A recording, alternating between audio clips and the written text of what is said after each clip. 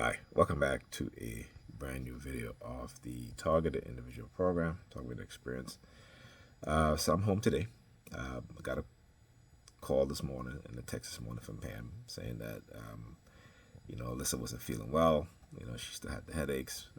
That she said she wasn't feeling well because she made ravioli and, looked at she said she made ravioli and she gave the kids last night, which again, I knew, and I said to her last night, I said, the kids went to bed early and they're going to wake up in the middle of the night. And she's like, no, they're going to sleep through the night. Like I said, it always sounds good in your mind, right? But instead of looking at the reality, okay? And, and I said to her, it's like you don't learn, right? And you just operate on the subconscious programming because again, you're being manipulated and you like the way how they're manipulating you because you think it benefits you, right? You get to have your fun, this and that, but then afterwards, the kids have to deal with the repercussion of your actions, which will always lead to a negative outcome for them, right? Over and over again. Still doesn't learn, still hasn't learned. So anyhow, so I said to her, I said, you didn't look at the sauce that you used, She was like, yeah, I did, and it was close to the day. I said, no, that can't be right. Let me tell you, I have to throw away so many things, right? Because she keeps things there. I was throwing away food from 2022 or something like even 2019, and I said to her like, you don't even look at the expiration date of these things. Whenever I'm using any sort of thing, anything like that, I look at the expiration date. That's common knowledge. That's something that you do automatically. That's built into your conditioning. And that way for some people it's not. You know. So now she's home, daughter's home. She calls me early, and I called her back, but it was after 10, so she was like she called out sick. And I'm like, well, there you go. You shouldn't be going to work anyway. Right? I don't know why you called me for. If you're going to the bathroom frequently, she got a headache. Why the hell would you even call me to come over to stay with her when you yourself, is not feeling well?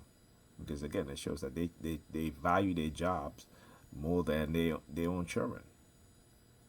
Okay. And so I just call her just to check up on her to see how she's doing, how Alyssa's doing. And she's like, I'm taking a nap. I'm like, all right, I just called to see how you doing, have you? And then she's like, bye, bye, bye. And as she's saying bye, bye, bye in an aggressive tone, the New York Predator Department is outside using their sirens. I mean, it's the same shit over and over again, right? Why? Because she's stuck on stupid. That's what she is. And they have her condition her in a certain way that she thinks that she's getting some type of advantage. But it's only temporary.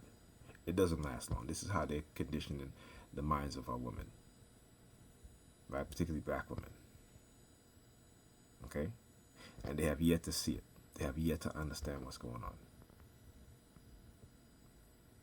Right? And she think that these people care about. They don't care about you. They were upset with me because I posted a whole bunch of uh,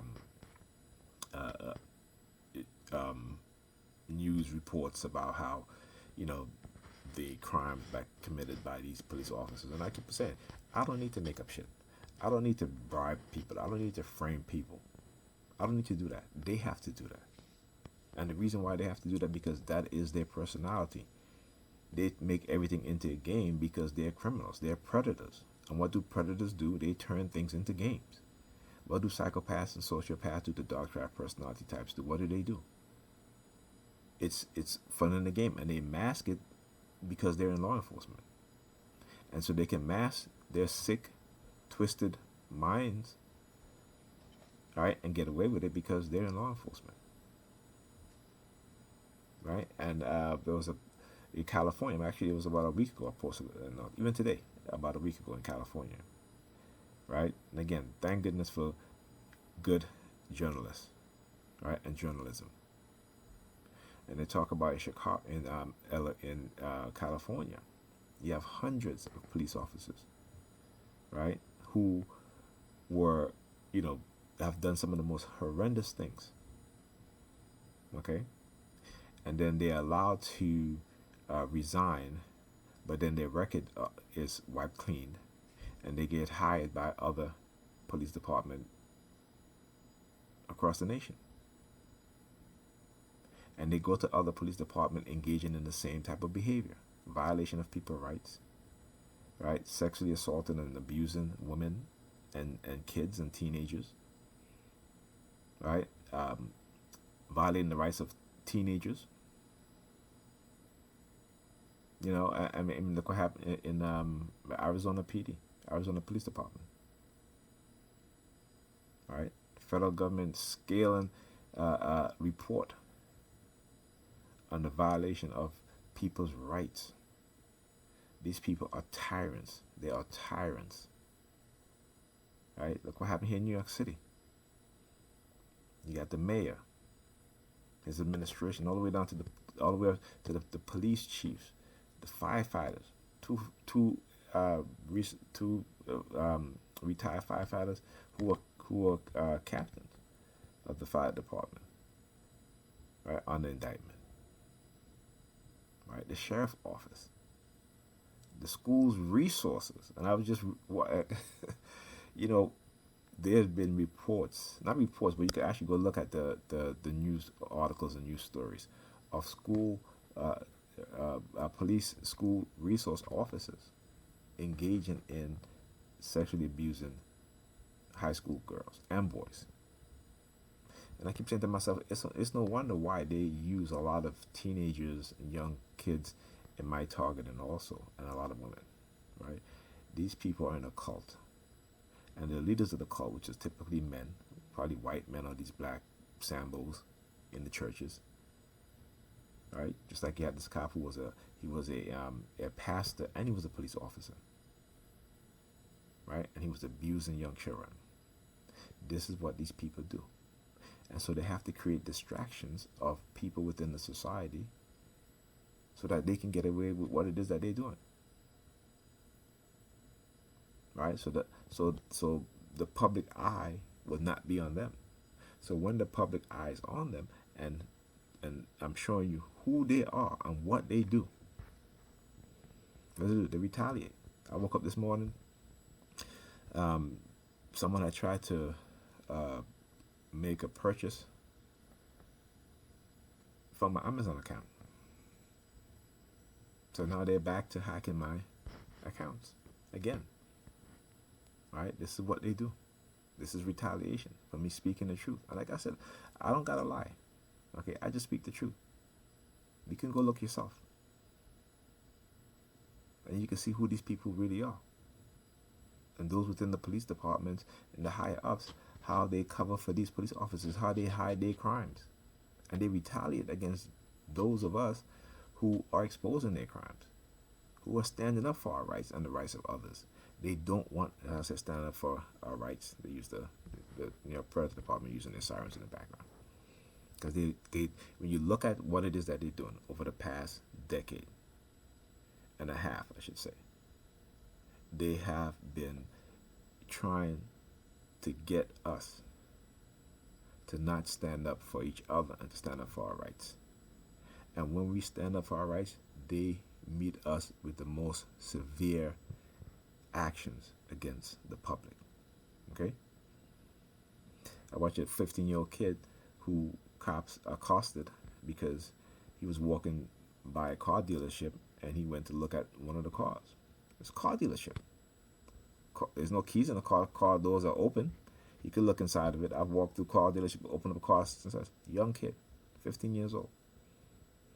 Two white racist cops, a white KKK male and KKK female, accosted this kid, got on the bus, took him off the bus to ask him why did he look into the car in the dealership. Right?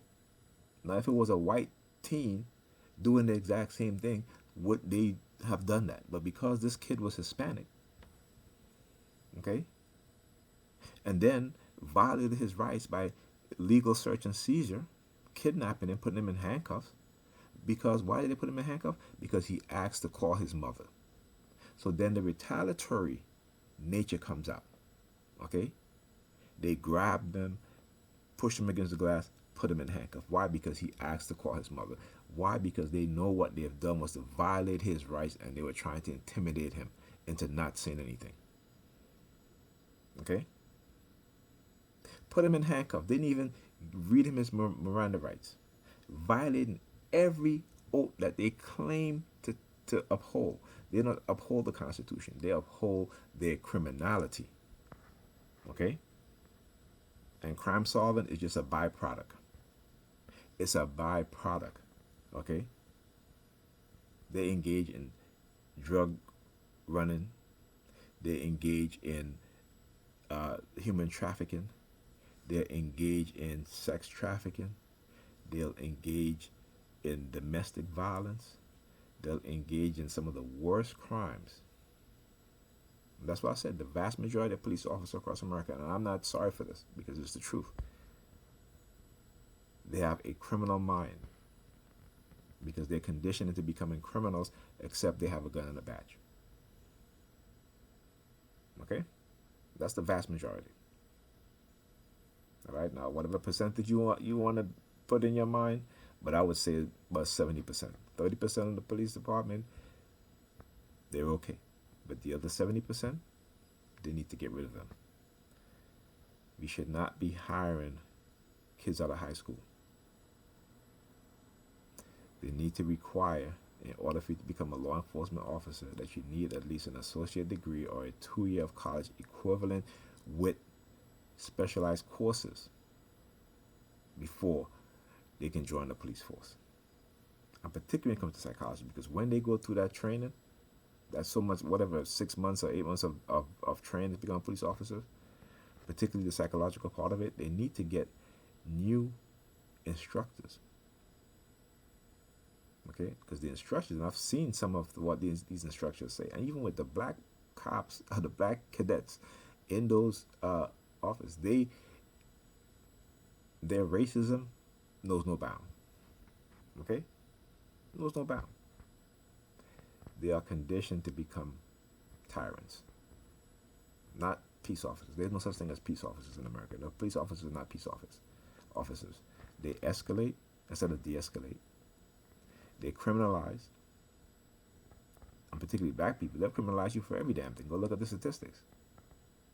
Right?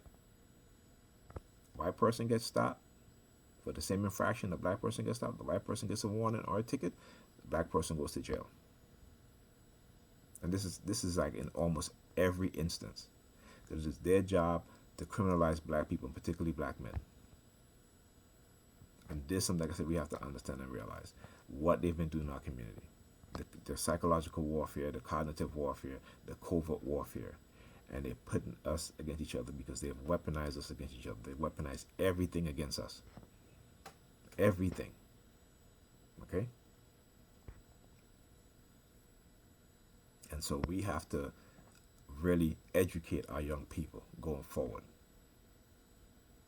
We men, black men, because our women are too far gone in terms of how their mindset have been manipulated, that they're no longer concerned about their children.